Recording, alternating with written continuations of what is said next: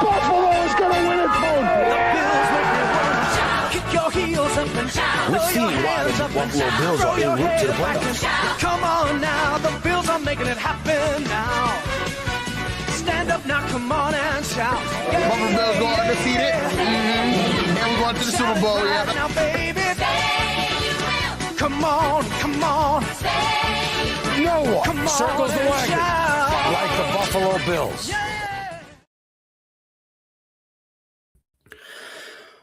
All right, we are live, and we are back.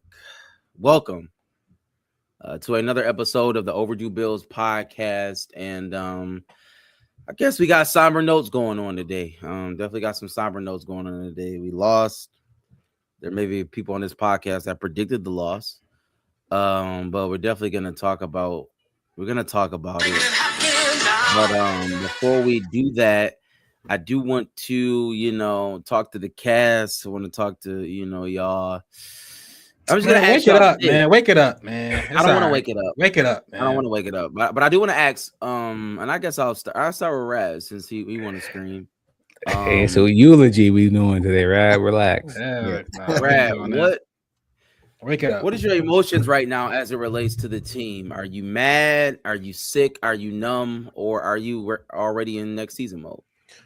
I mean, the word is disappointed. I mean, I think I'm disappointed. I think, we can talk about the game, we can talk about whatever, but I'm disappointed. I think the Bills would have taken to definitely make it to the Super Bowl. We see the teams that play. We saw both teams. We saw all the teams that played. And somehow we had the worst quarterback of the weekend, but we can talk about that later. But yeah, I'm just disappointed overall, but I'm good. I'm good spirits. It is what it is. Let's move on to the next season like we always do. This ain't the first year we haven't won a Super Bowl. Mike, sad, sick, mad, numb, or are you already in next season mode? And listen to everybody out there. Shout out to everybody in the comments. Just asking everybody how they feel coming on to the podcast. And if you're in the comments, even now, we want to know: are you mad? Like, are you mad, frustrated? Is it just a numb thing? I know there are older people here, so you may be a little numb because you've gone through this time and time again, with the Bills. Or are you just like, all right, I'm on to the next. We're ready for next season. So let me say this first. Shout out to my wife Angela. Today is our 4-year anniversary, so I'm gonna give a shout out to her. Big 4 years. Congratulations! Time. Congratulations, appreciate that. Guys. Time flying. It's weird, preach, because I was talking to Swanson already on 10. I saw the Millie. Happy birthday to Asher too. So everybody in the chat, they early. Yeah, everybody couldn't wait. Shout out to Mill, shout out to her, shout out to Ed. Everybody in the chat, man. Thank you. Shout out to Ed, shout out to Millie, shout out to Joey. Yeah, Joey, we're gonna talk later. Herb in the chat. But I would say this: when the Bills was in the drought, a regular season loss would devastate me for the week. And I think now, I always know that next season is not just next season is going to be our year. Next season can be the year. We got Josh Allen, depending on who the next coach is. Right, the next season really might be the year, and I truly do believe that. So I'm not mad. I'm not upset. I'm disappointed. It was right there for the taking. But I know that whatever we do, it's a good chance that it might work. It's a chance it might not work either. But so I would say I'm more excited for the upcoming season. I'm excited to see who the coach will be. I'm excited for Brandon Beane press conference tomorrow. Like that's where I'm at. Nah, don't hate me, man. Yeah. So everybody in the comments, the question is, as we kind of start the pod, what is the emotion right now for most Bills fans? Is it like, are we just really, really, really upset? Matt, are you ready to kind of move on? It is what it is. Or are you getting numb to this? It's sad to say, but I'm starting to get numb to it, man. And it's being at AOG, watching with everybody, had a lot of mixed emotions Saturday. It was, but me, it's almost like, damn, it's like, it's another way that we lose, a crazy way we lose. We talked about it on the pod. We asked the question, if we lose, how's it going to happen? And I think we all said it, how it was going to happen. And that's exactly how it happened. So I'm definitely starting to get numb to it. I'm a little bit numb, or I'm a little bit shocked with what happened, yesterday with the firing and all that stuff. But I don't know how to feel. I don't really have a feeling, I guess, right now. But we'll get into that though as the show goes on. I would say it's amazing to me. I'm probably 95% right generally on this show as it relates to the Bills. I mean, most people generally when news comes out, most people text my phone like, "Yo, Sam, you was right." And shout out to my cousin, my cousin Ja. He on right now. He sent the receipts. I didn't even want to show the receipts. I honestly, I don't like showing receipts no more because I be right like all the time. All my sources, Mike know. I say these things in the beginning of the year, and everybody look at me like, "Oh my God, Sam is just talking." No, I'm actually. This stuff is from horse's mouth. Everybody know I'm tapped in. Like, if you don't know that I'm tapped in by now, then I'm not sure where you've been at. But I'm definitely tapped into the Bills. I'm in the locker room. I know the people. You know what I'm saying? I hear the conversations that's going on. But listen, we're gonna get into all that. Shout out to Buffalo fan base. Shout out to Buffalo fan base. Shout out to Buffalo fan base. We definitely appreciate them for the collab. And Matt, if you could be so kind to let the people know who is our presenting sponsor of this show today. Yeah, so the presenting sponsor for this show and every other show is our good friends over at AOG Cigar Lounge. AOG is the premier cigar lounge in Western New York. Located at 3495 Delaware Avenue.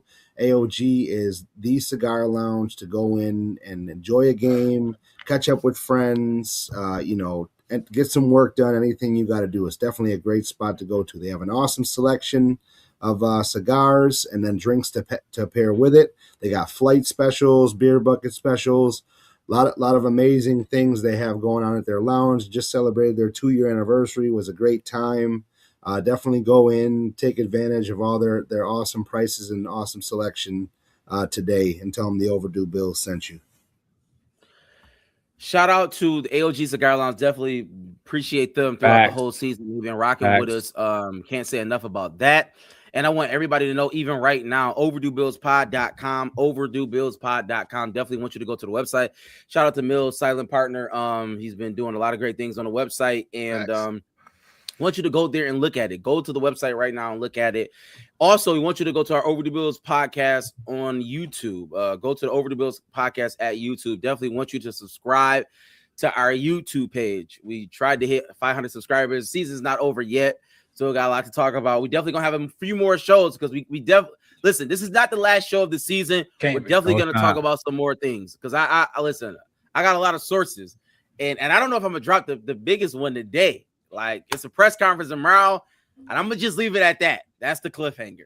But my God. All right, yo, I'm gonna let you get it off. Pause. Let you get it off. But you say that, Rad. What? Tell me when I have been wrong. But anyways. But let it off. Pause. I'm sorry. Quick question of the day. Quick question of the day. This is how we gonna go through it because we definitely got to recap the game, and I want to hear everybody's thoughts on the game that we just played, that playoff game we just played. We're gonna talk about it in a second. Yo, Herb, I can't put that up, bro. Yeah, that's crazy. Quick question: If I told you, Matt, because we talked about this last pod, if I told you, Matt, that the Bills will score 30 points. James Cook will go for over 100 yards. Would you have said that the Bills would have won? Absolutely. 9 times out of 10. Absolutely. That was the recipe to success all season long. So yeah. Would you have said the Bills would have won if I gave you that? I don't know, man. Like I talked about with McDermott is I know it's funny. For one, I didn't pick the Bills to win. So I think we all know that. But I said it was McDermott gonna let Bo Nix and them carve him up. And not that Bo Nix carved them up. I think the defense did a decent job on it. But this is another year where a team is scoring pretty much 30 points on you. They're going down at the end of the game and getting what they need to win the game. And you're not. So what if you told me that, would I have picked the Bills? Maybe, but it's definitely a scenario where they definitely lose that I couldn't imagine. There you go, Herb. Rad. If I told you those same stats, would you believe that the Bills? What would you have thought? I mean, when we key to success last week, I said, I was a James Cook game. I said 100 yards, 2 touchdowns. I didn't think 100 yards and a fumble. But yeah, I thought offensively, the game plan was great, flawless. But players got to make plays and do what they got to do. But the game plan, I think it was just flawless. Brady, A1, A+. Okay. All right. Let's get into a recap of the game. Let's get into a recap of the game. Broncos 33, Bills 30. Overtime game. Bills led 27-23. Late. But Denver took the lead and we lost. Lost the game in overtime. Josh Allen, tough game. 3 touchdowns, 2 interceptions, few fumbles. James Cook, 24 rushes, 117 yards, big time fumble. Surprisingly, we got touchdowns from Mecole Hardman, Keon Coleman, Kincaid. Say that 3 times, right?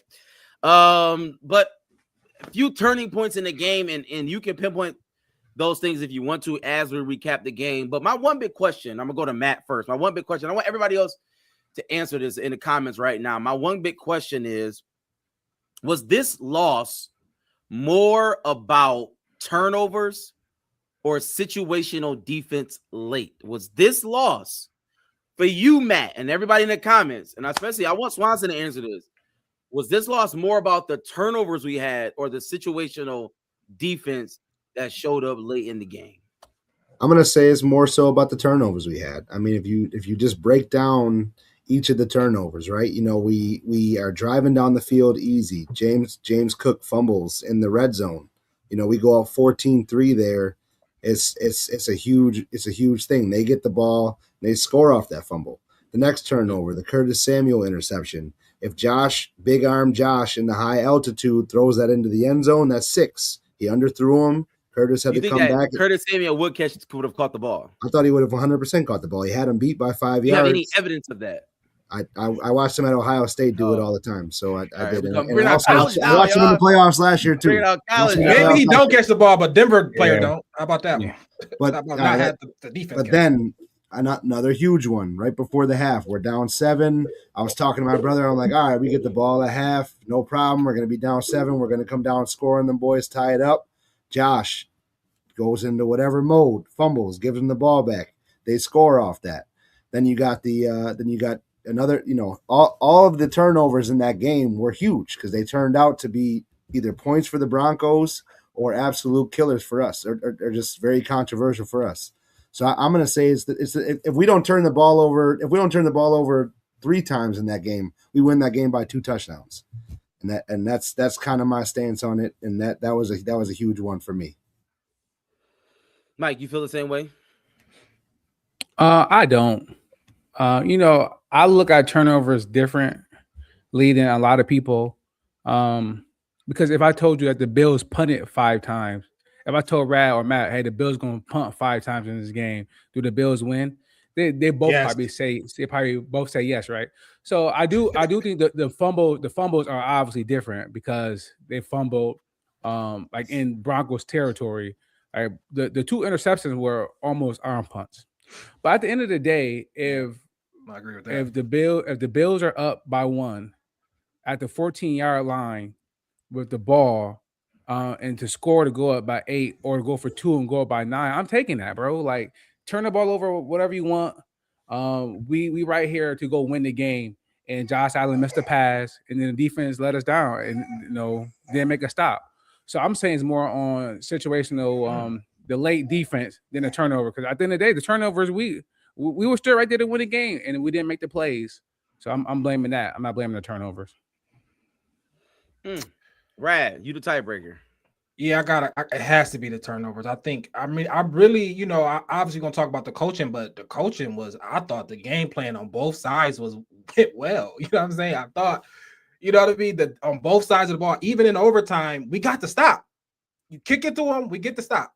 You know what I'm saying? So I think just situational football, I think the coaching put the players in good positions. I thought the players let us down. James Cook fumble, Josh Allen, even the Deion Dawkins, Shakir fake chip, whatever that was on the fumble. I'm not, on the fumble. It just was terrible. It was just terrible. Like, what are y'all doing? You know what I'm saying? You chipped them to Josh.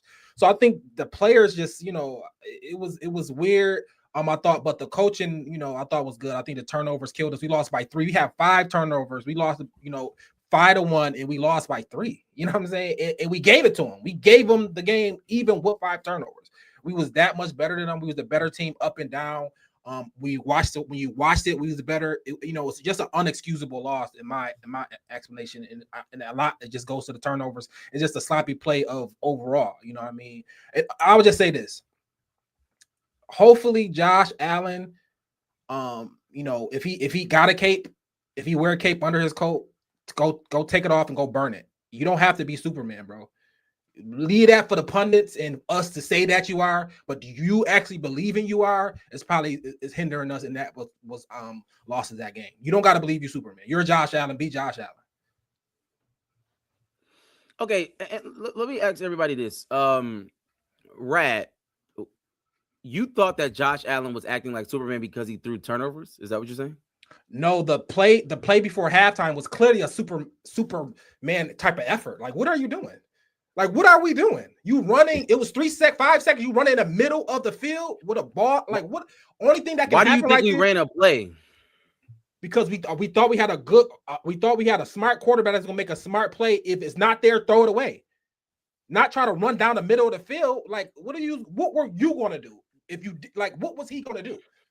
That was more Superman than Superman. It was just a bad play. Burn your cape, bro. I don't think we should have ran a play though. I think that didn't make sense either.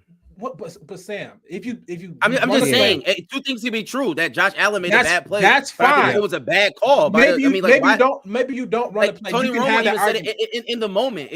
Sam, but it don't matter. We did run a play, and he did fumble it. And he made the dumbest play possible. Yeah, but sometimes it's coaching. Coaching puts you in a worse position. I think that if we know that Josh Allen has the ability to be Superman, then you shouldn't make the play. That's a coaching error. We thought he didn't have. We thought that's just like case in point. And y'all hate when I do this. But I bring in Andy Reid and I bring in Andy Reid, Pat Mahomes, right? They will go for it and try to get a field goal. 100%. No, I've seen them do knees all the time. But pause. Yeah, but you know what? In Denver with the altitude, you can get another 10 yards.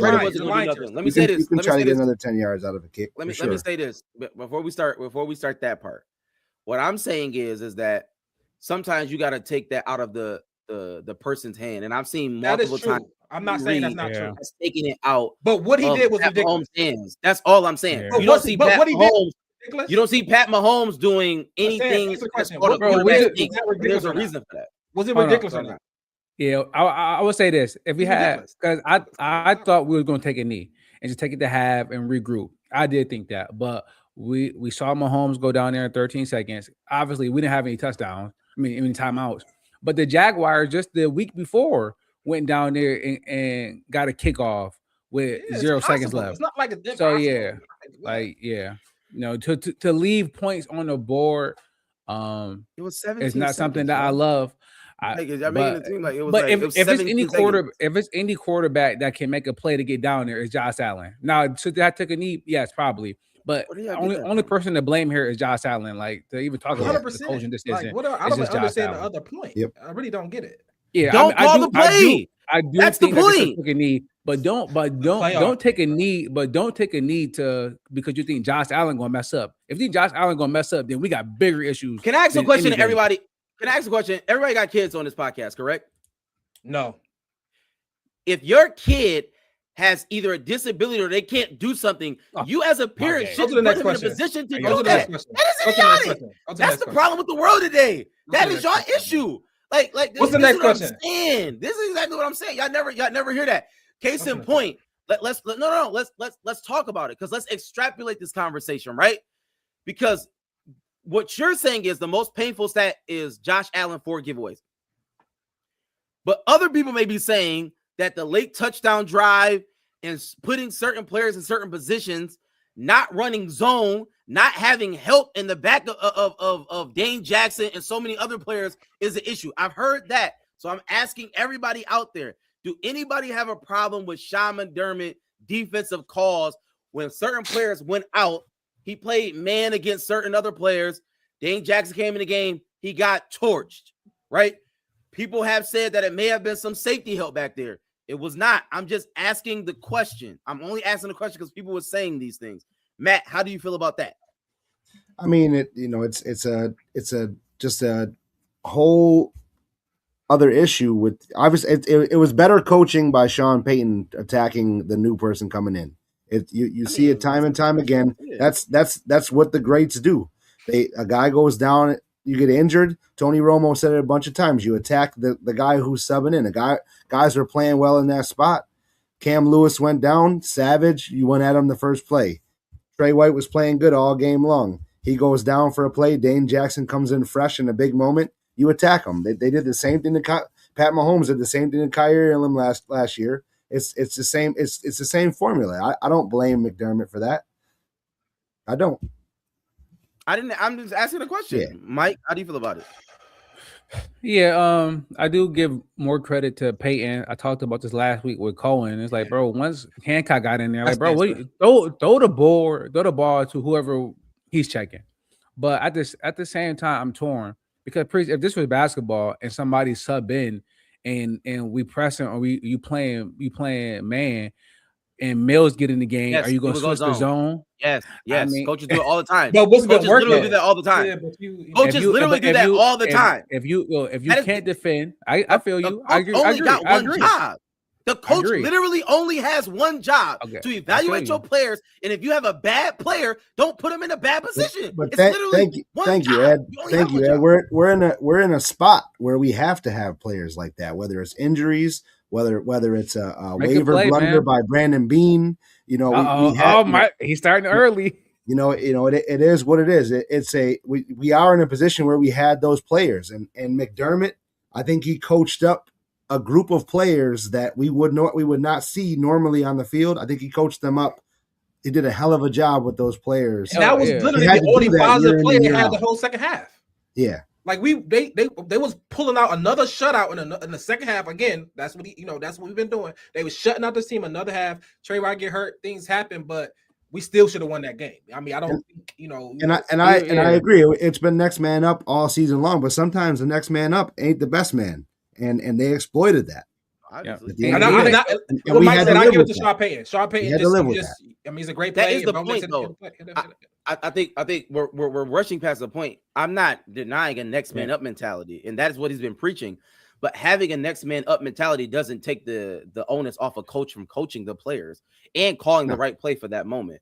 Like what I mean by that is when you look at, granted, it may be different, and I don't like to bring in different teams, but if we bring in another player who is suited to do something else than the number one, then we should not call those plays for that, right? I mean, I'm just saying, like, some people will argue that. But this is some people would argue that. But this basketball may be 5-on-5 zone, but this is football. You're not about to change your whole defense for one player, bro. Like he's a zone coach. That's not changing anything. But we haven't been running. No, that's not. I'm just saying, he's historically a zone coach. We all can agree that he's historically a zone coach, right? As everybody in the comments in agreement that Sean McDermott is historically a zone coach. But one way to help Dane Jackson out is to not have him in coverage for 10 seconds. It is let's see if we can get some pressure, speed him up, and get the ball out of his hands.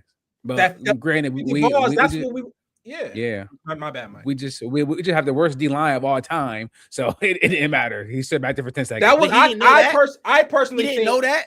No, I personally think that was the right. I personally think it was the right play call. I mean, the catch was whatever. We could talk about the catch, but it's Bo Nix to Marvin Mims. I mean, like, what you got to live with that 50-50 ball. You just got to live with it, get the play over, and hopefully Trey White get back in the next play, but it happened to be a touchdown.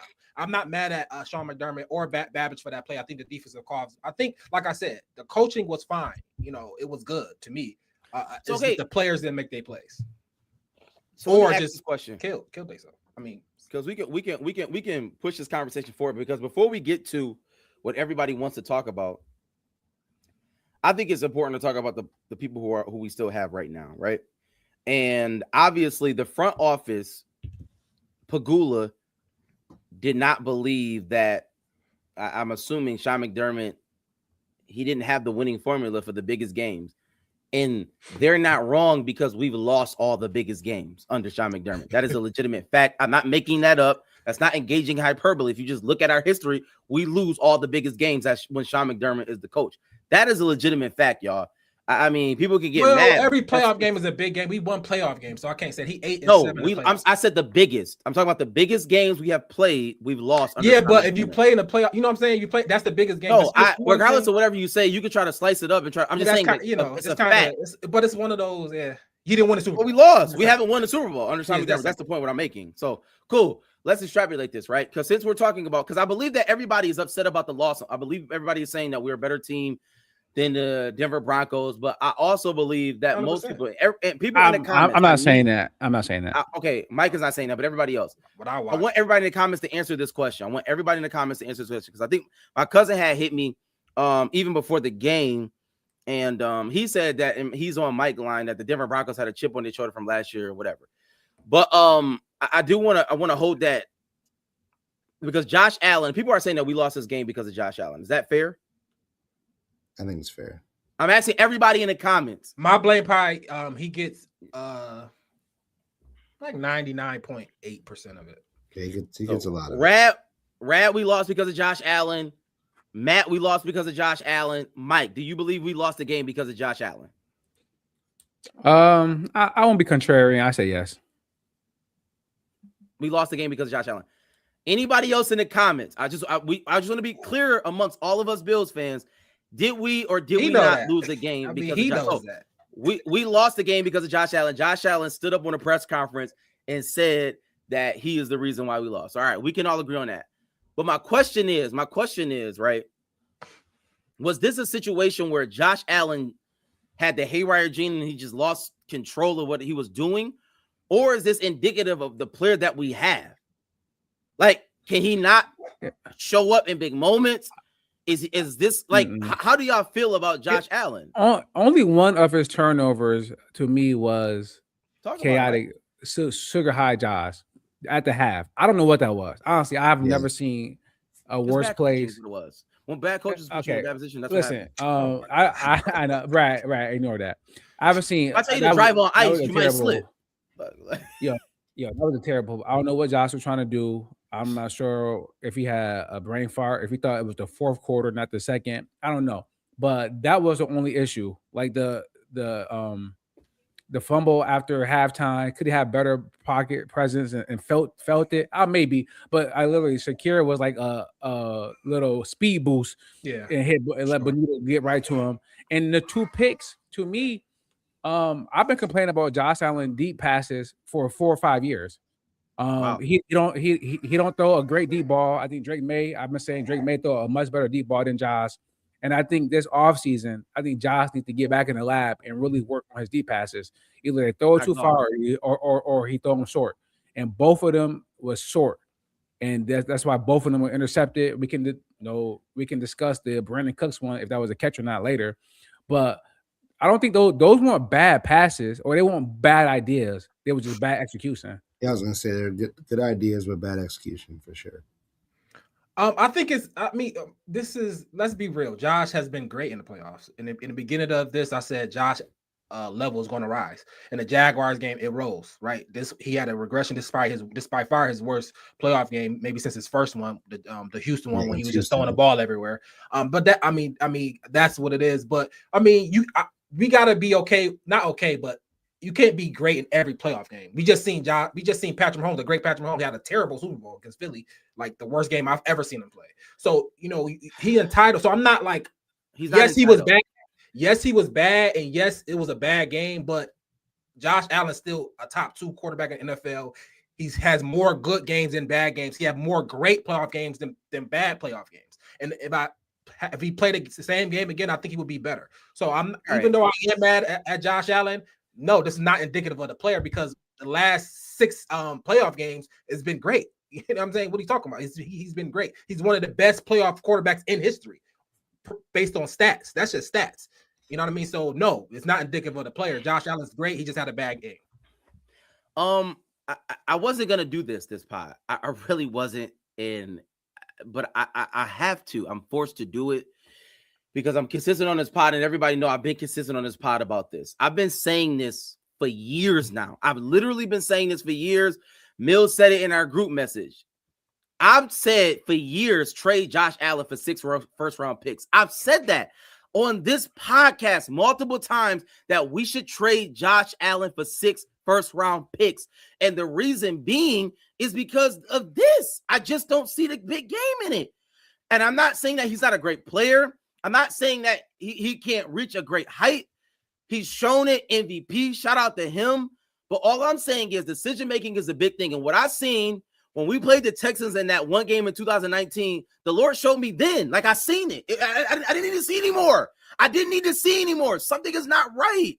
It is off in his mind. And he shows it time and time again. And had we have traded Josh Allen for 6 first-round picks, I guarantee you would have won a Super Bowl by now. That's a fact. So no, what would you we all agree on that. What would you I give? I don't agree on that. The Patriots is about to make the Super Bowl. The New England Patriots. What would you get with the picks? Drake May. We would have. So if we got 6 first-round picks, hold on though. Historically speaking, if we got 6 first-round picks, is Brandon Beane going to hit a home run with any of those? I've already said he's not hit it. Time ago. His only home run first-round pick so far is Josh Allen. That is it. I've only said fire Brandon Beane 1,000 times on this pod, so I'm consistent about that too. I'm consistent. Everything that's happening right now, Sam is consistent about. Josh Allen 6 first-round picks. McDermott. Everybody know at the beginning of the season. 13-second game. I said we need to fire McDermott then. Nobody wanted to listen to me. Everybody walked past me. All I'm saying is I'm just being honest. Like, we got more shots with 6 first-round picks than what we're doing with Josh Allen right now. Can we all agree on that? All you're trying to do is replace Josh Allen. No, I'm trying to place everything. No, you wouldn't. You be trying to find a quarterback. Every year you're trying to find a quarterback. I'm asking this question. I'm asking this question. If you just look at the landscape of every team, when we started the season, probably besides the Rams, maybe every team, we would have never said they would have made the Super Bowl. Period. That's about to make this. That has a shot to make a Super Bowl right now. So I mean, like, what are we talking about? What are we talking about? It has that's a myth. It's a myth of what we're saying. The only quarterback that was money like that is a Pat Mahomes, and I've already announced that Josh Allen is not him. I say that on this pod every time. My point is that no, you haven't. This is literally contrary of what you've been saying the last few years. That's not true. But we're gonna let you rock out. That's a fact. What are you even talking about? I said that Josh Allen's better than Pat Mahomes. What every time we no, you didn't say that, but you were saying Josh Allen for 6 first round. No, you ever said that in 2 years? Thank you. In 2 years, you haven't said that. What are you talking about? That's cap. What are you even talking about? We can move on. That's cap. Mike ain't been on the pod in 2 years. What are we talking about? He been watching. I've been in the comments, dog. I've been in the comments. Listen, I've been in everybody. Shout out to everybody. I got to move on from my Josh Allen take, but we're not getting rid of Josh Allen. You saying that? You feel like we should play Josh? I've been said that. But you already know that. I've been said that. All right, that's all I got. We're not getting rid of Josh Allen, but we did get rid of Sean McDermott. Most of the people on this podcast, even everybody in the comments, said that we wasn't gonna get rid of Sean McDermott. Multiple people have said that. We're going into a new stadium. Many people have said we shouldn't got rid of Sean McDermott. Bruce Arians, there are a lot of people on podcasts, a lot of pundits that have said this was a bonehead move. I mean, it's a huge fallout to the degree that Brandon Beane and Terry Pagula is going to have a press conference at 10 o'clock tomorrow to calm the backlash. Now, I will say this, and sources have told me this. This is my inside source, and I will let it. This is what everybody's been waiting for. Sources have told me to be very careful. They said something could be said this tomorrow at the press conference or by the draft. My sources have told me that Brandon Beane's seat is not secure, and Terry Pagula, or I would say this, sources close to the Pagula family have talked about allowing Brandon Beane to finish the draft process and then fire him after that. All I'm saying is Doug Whaley all over again. This is all I'm saying is these are the sources that are close to the situation. I don't know if this is happening. My sources have generally always been right. I said it on this podcast in the beginning of the year that everybody has grown tired of Sean McDermott. Didn't I say that, Mike? Mike, you remember? I said it on this podcast. But the players have grown tired of Sean McDermott. They don't gotta say it, but because I'm saying it. I'm saying Jordan Phillips. Jordan Phillips came out and said it's stupid, but I'm not really looking for his opinion. So it was like five different players came out. And a lot of players said that. Yeah, and I can't. Shout out to Herb. I'm not. You never cite a good source, but I'm just telling you what I've heard. So what? Cite the source is crazy, Herb. Yo, man. Yeah, I don't know where you got that from. Yeah, but McDermott got fired. Let's talk about it. Let's talk about it in the comments, y'all. McDermott got fired. I'm gonna go to Matt first. I'm gonna just go to Matt. Sean McDermott, 98-50 regular season, 8-8 in the postseason, 5 straight AFC East titles. You gotta clap it up for that. One trip to the Super Bowl. Lost in grand fashion most games in the playoffs. You seen it? I didn't. Wait, you said one trip to the Super Bowl for who? You talking about no trip to the Super Bowl. Oh, no trips. I said one trip. Okay, I'm about to say. So my question is to everybody in the comments. I want everybody in the comments to answer this question: McDermott being fired, fair or foul? Matt. I think with the timing, like with going into the new stadium, I guess for me it's going to be dependent on what they do. When you make a move like this, you fire your winningest head coach in the history of your team. Granted, he didn't do anything in the playoffs, but neither did any coaches before him. So that argument we can't say for any other coaches in the Bills uniform there. But if you do something like this before going into a new stadium, you got a lot of people spending money to go in here. At the end of the day, it is a business. You got to really wow the people investing in this going forward, right?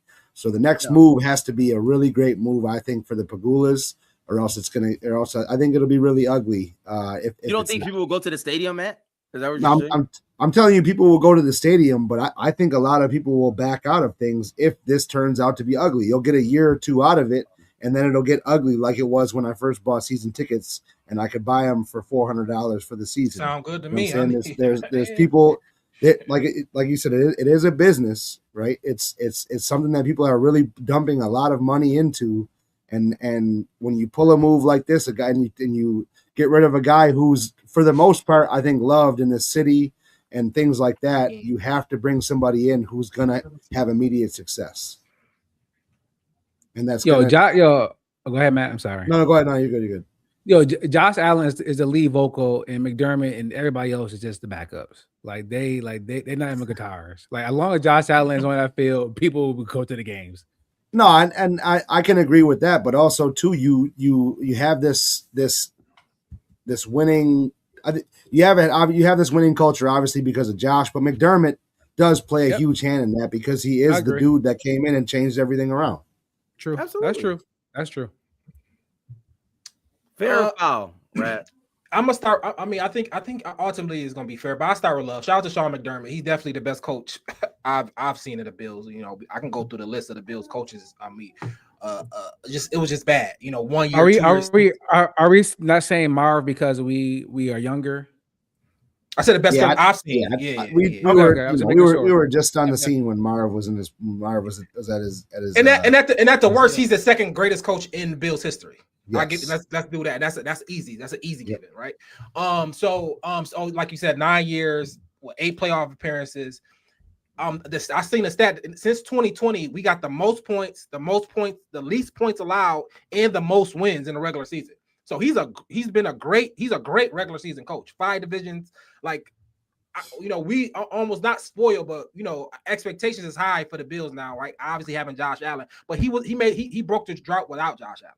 So he has to have credit for being a great coach, being a high-end coach. I would say, keeping a top 5 coach the last 5-6 years, and we are losing a good coach, I believe, especially a great defensive coach. I think he top 3 in the league on that end. But yeah, somebody that for me, Mike might not agree, but for me that was a bad loss.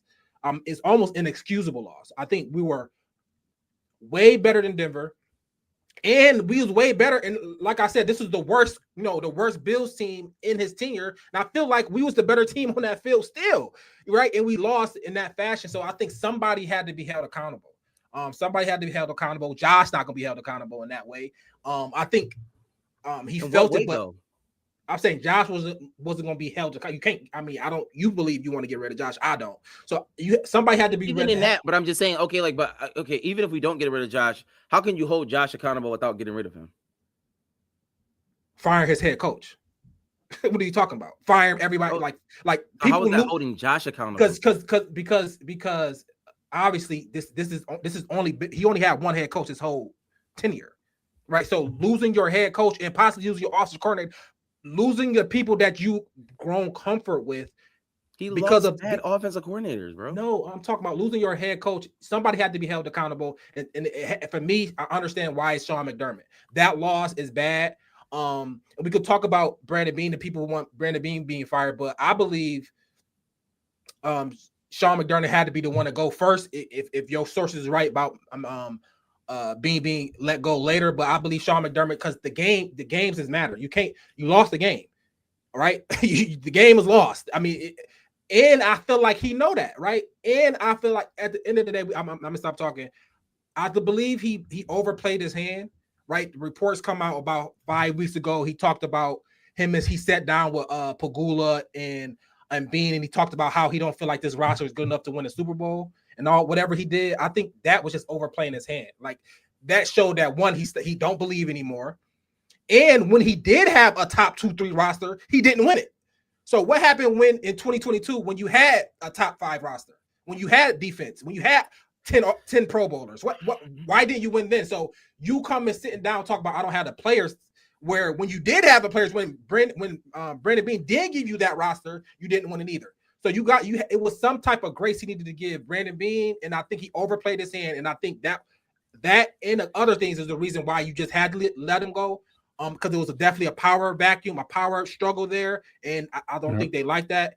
So I think he just overplayed his hand, but I think he's a great coach. I think he's gonna be. I mean, if you want a job, I think Cleveland will love him. He's a great coach. I think you should. All these other teams should go after him, but somebody had to be held accountable, and I think Sean McDermott is the right answer. So I believe it's fair. Yeah, I know. I'm sure Brandon Beane was dirty macking those sweets during those games, boy. I can only imagine what Brandon Beane was saying. Yo, look at this bum man. He's so trash. Look at that. See what he just did right there. I swear, if we had Clint Kubiak or if I'm put myself in Beane position, because I may have dirty mac once or twice in my life. Maybe he like yo, you remember when we had Dable? And I came to you. I was like, yo, we could keep Dable and let McDermott go, or we keep McDermott, and we kept McDermott. And then last year I came to you. I was like, yo, we could get Ben Johnson, or we could keep McDermott, but that's up to you. And like, are you sure you want to do that again? You sure you want to go get Clint? You sure you want to promote Brady? You sure you want to? And I think Beane was just putting that bug in Pagula air. And he like, know what? Maybe you are right. Maybe McDermott not the person that we need. Maybe we do need to go get this young, offensive minded head coach. But I think it was fair for 2 reasons. One, I don't care that it wasn't McDermott's fault that why they lost and he got fired, because when McDermott and special team coach had 12 players on the field against the Broncos, and then they missed a kick and then got a chance to re-kick it. The very next day, he fired Dorsey. Like Dorsey didn't have 12 players on the field, but somebody got to be held accountable. Someone got to be held accountable. It's going to be you. It's not going to be me. It's not going to be my DC. It's going to be you. So the same thing just happened to McDermott. And once again, like I've been saying this probably like 3 years, bro. This job is not for life. Like it's not. You don't get this job for life. You get a short amount of time to go win. And if you don't especially win, with a Hall of Fame quarterback, and then we move on. I don't care that I had we had Marone and we had Ryan and we had JP Lossman years ago. Like what got nothing to do with this? They got nothing to do with what's going on right now. No, I don't. Cheney. I don't care about Wade none of Phillips. that. Right. Yeah, Wade Phillips. Why Rob Johnson, Flutie? Why do I care about anything that happened more than 5 years ago? Then we talk about right now. Right now, you're not getting the job done, so we're moving on to somebody else that we think we can. And I don't want my team to operate like that. I want my team to be a real team and not worry about all emotion. But he broke the drought. Thank you. We appreciate your services. You did an admirable job. Now we moving on. And I would say this. I talked about the 9 years. It was great, but he did underachieve. He underachieved. Let me say this. I think the firing was foul. Wow. Really? And the reason why I say it's foul is because he should have been fired. Right at this point, you might as well keep him because I don't even know why he's on the team. Like when we lost in 13 seconds, there's no way. Like that's a listen. If you steal from your job, you get fired, right? If you steal time, you get fired. Depends if you got a strong union or not. Immediately, effective immediately. You know what I'm saying? And my issue is like what he did, what Sean McDermott did in that 13-second, it was a fireable offense. He should have got fired. He should have never been on the team ever after that point. That's insanity. It was literally insanity. And I'm going to push back on people when we say this too, because I don't like it. I don't like when we say we wasting Josh Allen's year. We're not wasting Josh Allen's years. He lost to one of the greatest quarterbacks we've ever seen in our entire life. His name is Patrick Mahomes. That's not wasteful. It's not wasteful. He just lost to a better player. And even this game, it's not, did we waste Josh Allen this year? No, we didn't waste Josh Allen this year. He had a bad game. He win this game. We did waste him. I don't think that we wasted him. Josh Allen wins this game. Tyrell Savers and Gabe Davis as a wide receiver. Get out of here. That may be true. But there have been other quarterbacks who claim to be great who've had terrible receivers and they win Super Bowls. So that's not a thing for me. You know what I'm saying? Tom Brady. For me. Yeah, he had Gronk though. So don't give me that. He had Gronk. Not in the beginning. He didn't have Gronk in the beginning. Oh, you're talking about 03? We know that there have been quarterbacks who won with less. That's my point. My point is that they won with less. Jim Brown won Super Bowls too. All right, I get it. Pat Mahomes won. He had Travis Kelce, but he had garbage around him. So let's keep it a buck. Come on, but we talk about all-time tight end. You gotta have a weapon. If you give me a weapon and some other bad, okay, cool. I'm not talking about you. You have zero weapons. He had the best running back in the league and the best offensive line in the league. That's what everybody keeps telling me. Running back stuff.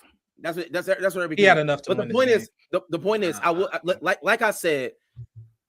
As it relates to Sean McDermott, it was foul for us to fire him because if we didn't fire him after 13 seconds or less, I don't know why we fired him now. Like I just don't get my point. This is way worse than 13 seconds. I don't think it's I think 13 seconds is probably one of the biggest blunders I've ever seen a coach make. Besides Coach Rabel, shout out to him. It's the biggest blunders I've ever seen a coach make on a field. Like it's honestly insanity. What's the blunder? Before you say that, everybody else defense, the kickoff, rat on the football, rat on the kickoff. And then whatever the two defensive plays they did, that left Kelce it's inexcusable. Yeah, it's wide inexcusable. Open. Yeah, it's just inexcusable. Yeah, to play the sideline, they got timeouts, and it's like inexcusable. How about make a tackle? How about make a tackle? It had nothing to do with tackling. 13 seconds to make a tackle. They playing that. Levi Wallace was 30 yards downfield. Yeah, like he was told to do that. That's a coaching, but he needs to be fired for that. Let me say this. I'm not arguing that. I mean, he's over.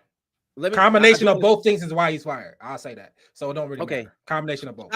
Sean McDermott's going. Let's talk about the coaches that we're going to get. And before we do that, I do want to say to everybody in the comments, Mike made a statement. If you do want to know when Mike Dirty Mac last, ask him about the Illumini game. But to everybody out there, as it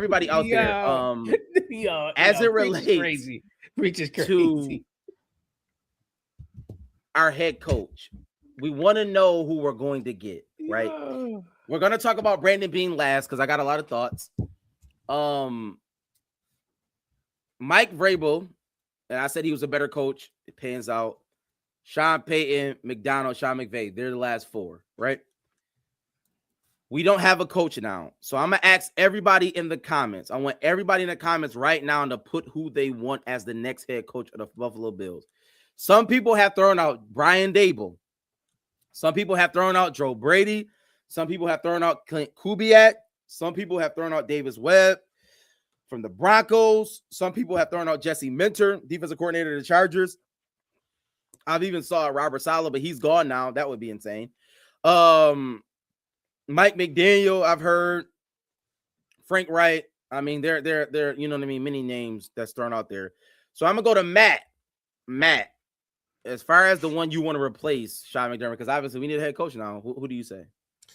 For me, I guess you got to go on the offensive side because if you're just going to bring in another defensive coach, I think you could have just kept McDermott at the end of the day, unless you're going to pair him with a stud offensive coordinator and change that. But I think we got to bring in somebody offensive, and then they got to bring in another defensive guy who can kind of change the scheme because we have to be able to. Big Bill. You have to be able to get guys that can go after the quarterback. I got some stats that we can talk about later, but man, we got to be able to get to the quarterback, and we have to have a defensive coordinator who can get his players to do that. That's not. Do you think that we have the players on our team right now? I don't think that we have the players on our team right now. I don't think the defensive coordinator is going to do anything for that. Defensive ends, but I think that stems from a guy who shouldn't be here either. I saw a stat earlier. We haven't had a defensive end get a sack in the playoffs since 2020. Jerry Hughes. Can I say something though? Why are we talking about defensive ends and anything like that when every time I spoke about the defensive line, y'all all looked at me like I was insane? That's all I want to ask. That's not the whole D line. Why do the whole D line? No, the whole D line. No. But I've been every week you guys ask me what I want to see, and I always say I want to see our defensive ends get home. They don't get home. Get home before. Let's talk about head coach. Matt, who do you want as a head coach? I want Kubiak. I like Kubiak with what he's done with Sam Darnold and what he did with Geno Smith. He's been calling plays for that. His only knock is he's only been calling plays for 2 years, but in his 2 years, he's had pretty good success calling plays. And I think with Josh Allen and whatever group that hopefully Brandon Beane gets in here, he'll be able to keep it rolling. Yeah, Mike, who do you want? I don't know, man. I was torn. Am I against in a defensive guy? It's funny because Mill sent a thing of Bruce Arians, and I was like, let me see what Bruce Arians talking about. Then I clicked on it. It's him dissing Brandon Beane. I'm like, well, that's not going to happen. But I've been saying I want an offensive guy for the last 5 years. I think we need to pair them with Josh for the rest of Josh's career, so we don't got to keep switching offenses with Josh, and we can really maximize them. Brady talked about how important it was for him to be in the same offense for his career, because he really just mastered it. Man, it is like when you snap the ball, like you just know exactly what you need to do because you've been doing it for the last 8-10 years. I didn't mind the Robert Saleh with Mike McDaniel combo if that was going to be a thing. I wouldn't have been against that. I can't see Mike McDaniel being my head coach right now, but being my OC would be nice. The idea thing is to have what the Chiefs have your head coach be offense and then have one of the best DCs just not even want a defensive job. So you just keep those two guys for 5-6 years and just dominate. But clearly that's probably won't happen. So I'm leaning towards Kubiak or Shieldhouse, anybody that's from that Shanahan McVay tree. If you give me somebody that just even used to get them coffee, like I want to interview them because they probably know more football than a lot of people. So I'm looking for someone from that tree. Brad, I want the best coach available. Offense, defense. I really don't care about that. I'm a big fan of Joe Brady. I don't want him to leave the building. Head coach might be a lot, but if we gotta do that, keep him. I know people looking for this new offensive coordinator, the nice new thing. We have him, Joe Brady. I could talk to the stats. He's been the best offensive coordinator. That's not, the play caller, the Shanahan, the McVays, all those guys, Ben Johnson. You can't get those Matt LaFleur's. Besides those guys, the next step for me is Joe Brady. His offense has been great. Literally, he's been great. So he's going to get an offensive coordinator job anywhere people want to go. So I think losing him would be a big problem for us. I don't think we should do that. So I was watching the college football game last night. Let's go get Signetti. Why not? Let's go get him. Let's go get Siggs and keep Joe Brady and let's roll. And I pull a Jimmy Johnson type thing, what he did with the Dallas, and just get a couple bowls from there or something. Let's get this hot hand. Let's go get Signetti. Let's go get the big hire that's going to be like, oh yeah, we mean business. So any retread, I mean Kubiak, I think Kubiak, I'd rather just go Joe Brady. I don't understand the Kubiak thing, but I understand because he's he's offensive coordinator, he's good, but I would just keep Joe Brady if we go on Kubiak. Dabo, I understand, but no, but for me it's Cignetti or just the best coach you can find. Offense, defense, I don't really care. I want to keep Joe Brady. That's pretty much my combination. I would say for me, Mike said it, and not this guy. Mike was like, I get Bruce Arians, but like I like the thinking of it, Bruce Arians, though. I really do. But for me, I preach redemption. I'm about redemption. I would go get like John Gruden, honestly. I think John Gruden is an amazing coach. He has a proven track record. And I think that Josh Allen needs a John Gruden type in his face to just look at him, when we sit down and look at plays and like, that's stupid. Don't do that. Like, that's a dumb play. You don't have to do that. And I think that you need a coach who has won a Super Bowl, who has been there before. I'm not even like it from John Gruden. I don't know if John Gruden ever going to be allowed back in the NFL. He's literally suing. That's why I said redemption. I don't know. I mean, if they allow, they allow everybody else back in the NFL. So I don't know why. But it's a reason why John Gruden is not coaching. I don't know if he's going to John Gruden. Okay, if not John Gruden, and I know people are going to laugh at this, but like I would take Mike McCarthy. Hell no. Nah. You can say that Mike McCarthy has a proven track record of winning games, but this fact. No coach who went to another team never won a Super Bowl. That won a Super Bowl, that went to another team, never won another Super Bowl. So it's no coach that got two Super Bowls with another team. Like, it's no coach in history. I'm not saying it's impossible, but that's just it hasn't happened. He could be the first. Those coaches didn't have Josh Allen either. I'm just saying that Mike McCarthy. You trying to trade him? We're not gonna have him either. You want to trade him? I mean, if they're not gonna do that, but I would trade Josh Allen for 6 first round. But Mike McCarthy. I mean, over Clint Kubiak. Like, I don't even understand. Like, that's insane. Like, any of those like players or people that y'all name, like, why would I hire Brian Dable over Mike McCarthy? That like that is insanity. Like, Brian Dable has done nothing as a head coach. He's a joke for that matter. Like, he literally had bad seasons. Like, what are we talking about? Like, any of the like Robert Saleh, like, what are we saying? Those are bad coaches. We know that. We've seen them be bad. Those coaches says you should. We know that Mike McCarthy has been good. We've seen Mike McCarthy win multiple games. It's a fact. And he was in Jerry World. You can't take anything that happens in Dallas. It's a crapshoot down there. It's a mess. It's a legitimate mess down there. It's not even real. Mike McCarthy Jerry Jones is a nutcase. It's not terrible. I'm not mad at it. Because you do want a proven track record, but it's just like, I don't know. He's not my cup. I'd rather keep Joe Brady. If we go on offensive guy, I don't understand. We have the top 3 offenses the last 2 years. Why not just keep our offensive corner if we go offense? Like, if we want to go offense, we have one of the best offensive corners in the NFL. Like, look at the stats. I don't get it. But thank you, Nick. Somebody throw that up. I mean, I think I said this in the group chat. It's like you bring whoever we're gonna bring in right now. I don't think that they're better than McDermott. That's why Mike McCarthy is a better coach than Sean McDermott. I don't think so. I don't know. Maybe what has he won more than McDermott? You know, did he win a Super Bowl? Yeah. Yes, that's what you mean. Aaron Rodgers. Yes, he won a Super Bowl. What are you talking about? I'm thinking of just Dallas. Second year, Aaron Rodgers won a Super Bowl. But I mean, that was 20 years ago. If you win a Super Bowl, you are better. I don't think he's better than him now. You are better. That is a legitimate fact. What are we talking about? So do you want Doug Peterson? Yes, give me Doug. You want Doug Peterson? Yes. Now we're getting crazy. Now we're getting crazy.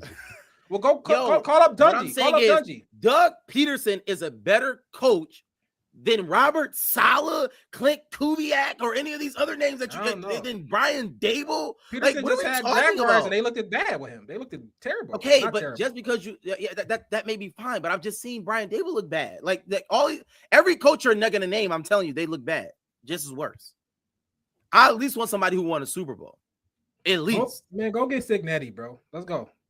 Or do something crazy. Go get Cignetti, bro. Do something crazy. All I'm saying is Doug Peterson has a proven track record. I know that for a fact. Mike McCarthy, proven track record.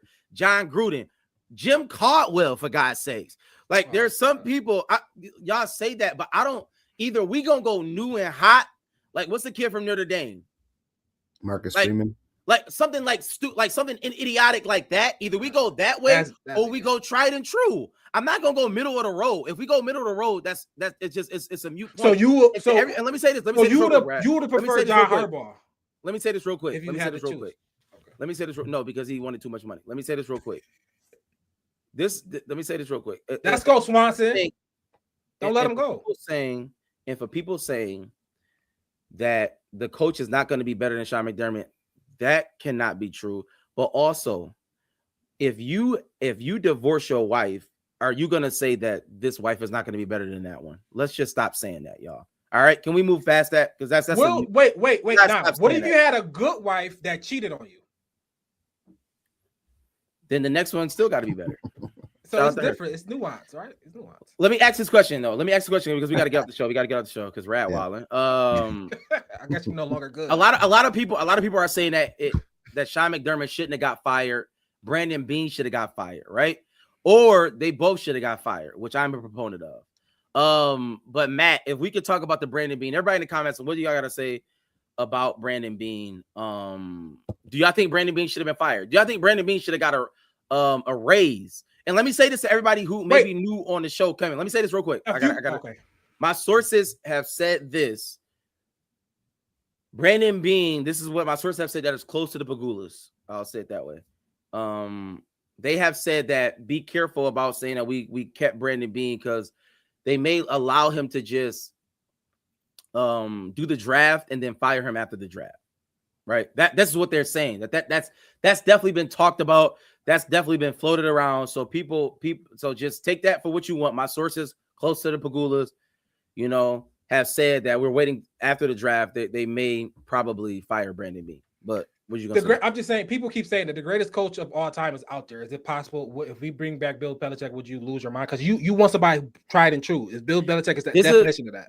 This is the problem with Bill Belichick. Bill Belichick is at cheerleading commercials. He's not himself. You know what I mean? Bill Belichick. If he break up with the girlfriend, Bill Belichick is who. If he break up with Shorty, rocks house. Like Bill Belichick is out there. But what if he break up with Shorty? Would you want him? I think he damaged goods. Yeah. I don't know. I think he can come back and show that he could do it without Tom. I don't know. I like it. I like that. Would you? I'm saying, would you be mad tomorrow, Bill Belichick? If we see an interview, would you be like, oh my God? If you see Bill Belichick just interviewing, should we even interview him? I feel like we should interview. No, I wouldn't be mad, but whoever we're gonna get is gonna they're gonna come in. They're gonna come in dependent on Brandon Beane to fix the roster that he kind of put into and puffed his chest out and said it was the greatest roster and that people were dumb for questioning his roster and things like that. This is a guy who gave $70 million to Curtis Samuel, Josh Palmer, and Elijah Moore, and we're -3 with the -3 million with the salary cap coming into next year. He's got to do some wizardry and restructure things to get some more money. He's got, he signed Michael Hoyt, who got, obviously got his ACL the second game back. You got Joey Bosa and Okunjobi, who accounted for $20 million, and they were invisible men on Sunday or on Saturday. You got a dude that hasn't hit on a D lineman, even though every year he's picked. No, Walker, nice. Walker is the exception. Nice. I'll give him that. Nice. Yeah. I'll give him that. But it's a dude that we gotta, he's gotta turn something around here, or he's really got to swallow his pride and be and. But y'all love Beane. We love Beane to Beane truthers. I didn't talk yet. So we love Beane, and this year I've been vocal about him about raising my hand and saying, hey, this year he messed up. He's terrible. This year he didn't get the dudes that we needed to get. He wasn't aggressive and more so than normal. And we're trying to get a ring here. Pagula wants his ring, just like Ed just said. We got to figure it out, man. We got to figure it out. Let me say this real quick. Shout out to my cousin. I've said this. That's where I'm going. Oh, you going Pagula? I'm going. He need to spend money. That's what I'm going. Well. I mean, again, I've been on this podcast. I've said that Pegula should go broke. I've said that on this podcast numerous times that I don't care if Pegula is broke. He needs to spend every single dollar for what we're doing with the new stadium, the tax cuts that he has gotten from this region. I think it's a criminal shame. I hope that Terry Pegula, God bless his wife, the whole family, if they don't have $6 to their name, I do not care. I want them to spend every dollar on the team. What you gonna say, Rad? I'm still in the trust being mode. I know people don't like the roster this year, but this is the worst roster he had. But once again, in 2022, 2023, he had great rosters, right? We still didn't win. So I mean, he drafted well, good players on there. I think obviously the Stephon Diggs, Von Miller signing. I'm the two main people he playing. Right. We talk about pass catcher and pass rushers. I think Stephon Diggs, we traded him. He figured whatever that is. I think everybody okayed that. I don't think it was a being thing. I think everybody okayed the Stephon Diggs trade. And the Von Miller thing, he got hurt, right? Von Miller was just bad luck. He started off great. He got hurt. So I believe if we have those two players, I mean, it maybe some things go a little different. I don't know. But I think I'm still in the trust being. I think the promotion tells me that Pegula is going to open his checkbook. I believe he's going to open his checkbook. I believe the coaching hire. I think I think they're going to turn over every stone. And I believe that Brandon Beane has done an overall. If I had to grade McDermott, Beane, who was the better, I'm leaning towards Beane because I believe he had some good teams, and I believe he can continue to do that. So if you had to pick one, obviously we could have got fired both. If you had to pick one, I understand why Pegula kept Beane and left McDermott go, because because one, I think it's easier to find a head coach than it is to find a good GM, and I think Beane is a good GM. Look at, obviously he's not Howie, but when Howie fired Andy Reid, everybody thought that was crazy.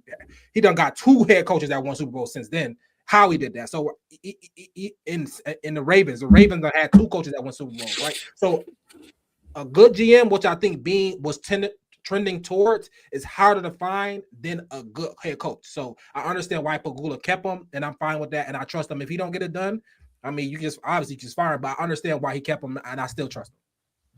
I'm gonna go to you, Mike. I would say this as it relates to Pegula keeping, like I said, it may be that he's gonna get fired, but also even in corporate world, and Mike knows this, when you hire somebody for 2 jobs, you're saving money.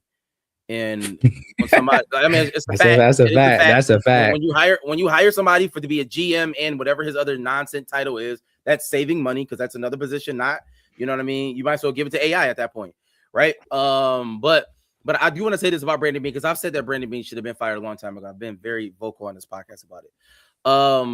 Brandon Beane gave Gregory Rousseau. Gregory Rousseau is literally one of the worst players of all time, and we paid him. I said it at the time it was a bad move. I said that at the time. I said this is one of the worst plays ever done. It's a fireable offense. I said it was a fireable offense then. He did it anyway. Do you know that in an off season, this is what we actually did. We actually paid Curtis Samuel and Joshua Palmer money, and he tried to tell us that it was a good idea. Everybody knew that was a bad idea.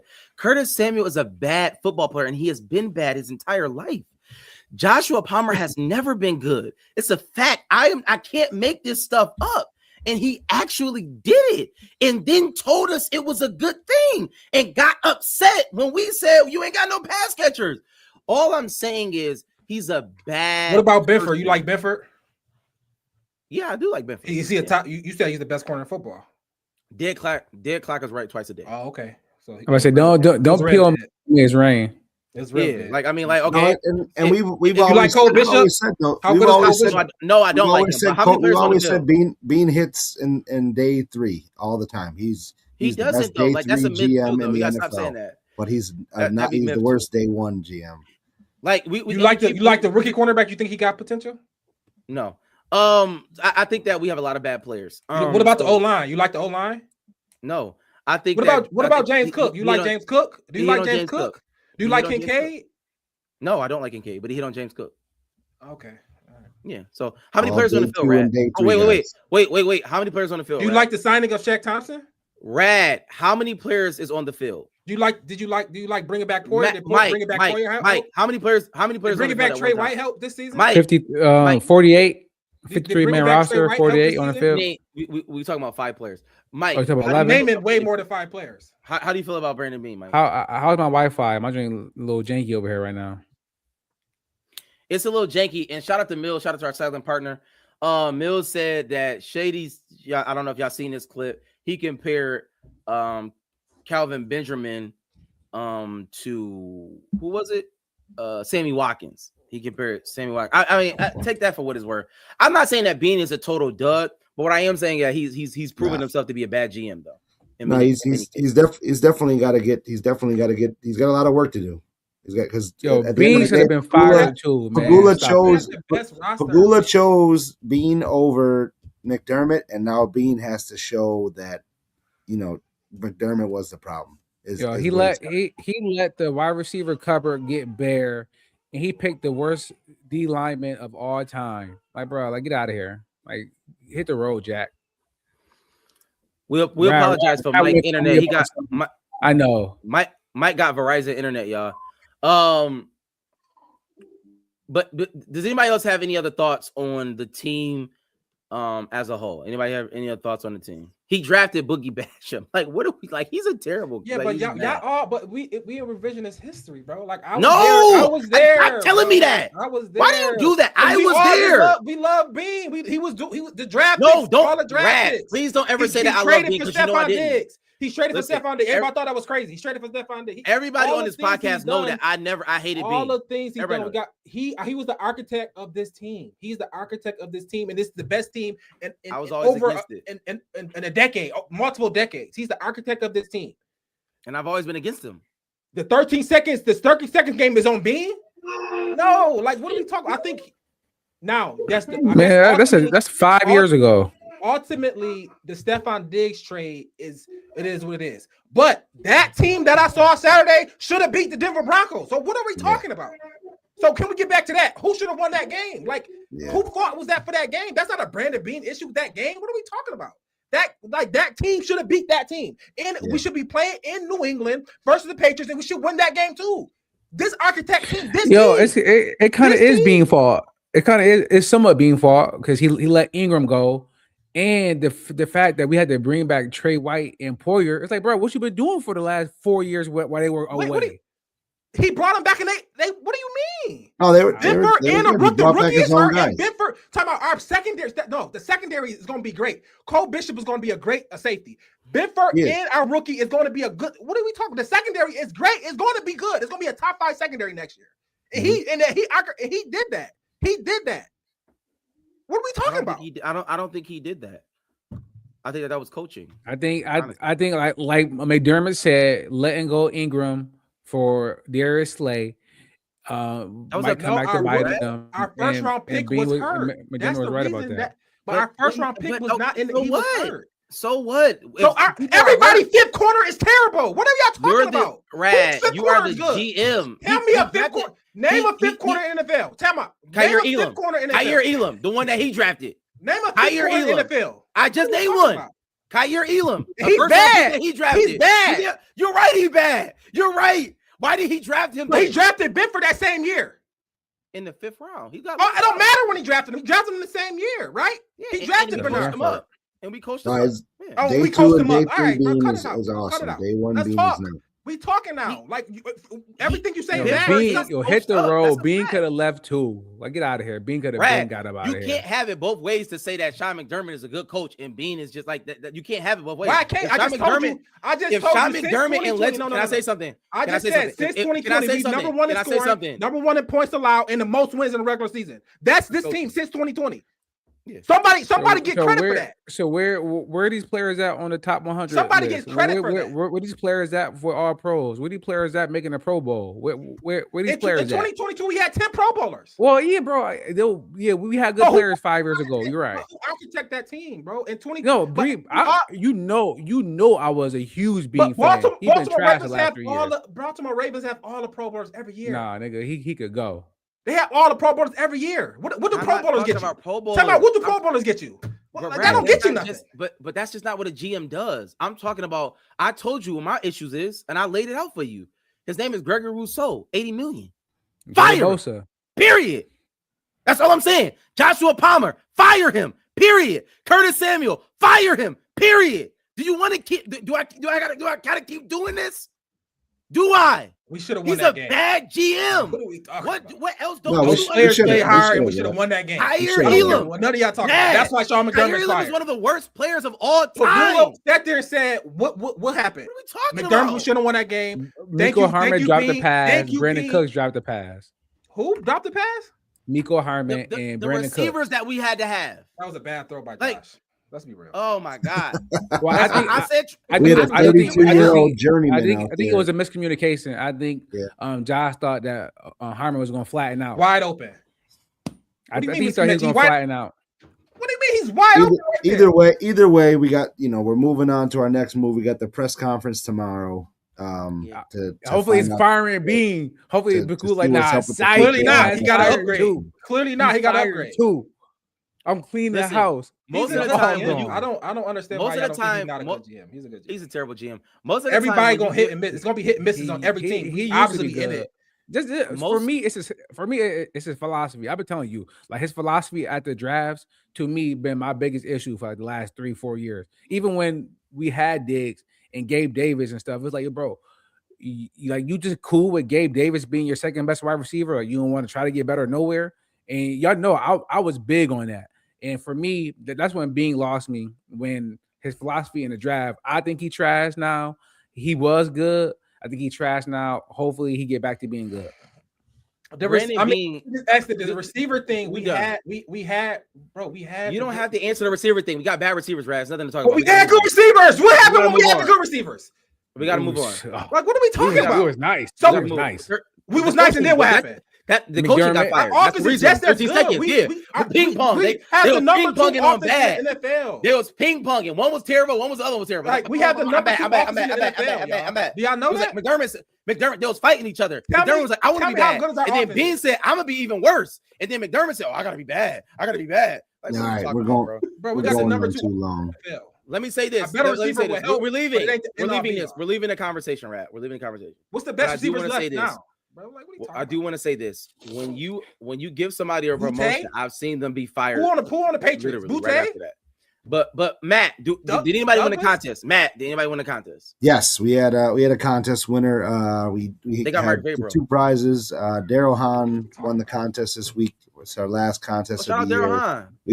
We may do something. Obviously we're gonna have a couple more shows this season, so I'll see what we can do as far as contest wise going forward. But shout out to Daryl for winning the last contest that we had with AOG this year. Over under on how long it's going to take for the coach for the contest, the person with the closest amount of days for the coach search. Yeah, it's going to take 5 days, 10 days, 15 days. Tomorrow at 10 a.m. I don't know. We'll see. Ooh. Yeah, we'll see. They just gonna be copping pleas, or it ain't gonna be nothing. No, crazy. Maybe not. Shout out to AOG. Definitely appreciate them. Congratulating Bean for his service. He did a great job. I give taking McDermott back in. I can't wait for that. That's gonna be funny. We'll see. Press conference at 10 o'clock. So everybody tune into that. We got another show next week. We need to settle some things as it relates to what we're gonna do this offseason, right? Because at the end of the day, we're going into a new stadium. So we got to talk priorities in the offseason. Like, what do y'all want? What do we need? We're going to look at the draft. We got our big aficionado, Matt. He's a huge college football guy. So he's going to lay out, kind of who we should be looking at and things of that nature. Hopefully we get some more information. But listen, shout out to everybody in the comments, man. Definitely appreciate y'all rocking with us the whole season. I just need y'all to do me one favor. If y'all can go to Overdue Bills podcast at YouTube, Overdue Bills podcast at YouTube. Follow us, subscribe to us over there, man. Want y'all to subscribe to our YouTube, trying to get our numbers up. Definitely trying to get monetized. It might be already monetized. Rat might be taking the money, but shout out to him or Mills. Reinvestment. I just put it back in there. You know what I'm saying? But yeah, so listen, we appreciate y'all, and y'all been rocking with us. But be back on the show next week. We're gonna have another spirited debate next week. Y'all know how we end every show with a little bit of that. Hey. Hey. Let's go. Only Buffalo is going to win it, folks. Kick your heels up and shout. Which team why the Buffalo Bills are en route to the playoffs? Come on now, the Bills are making it happen now.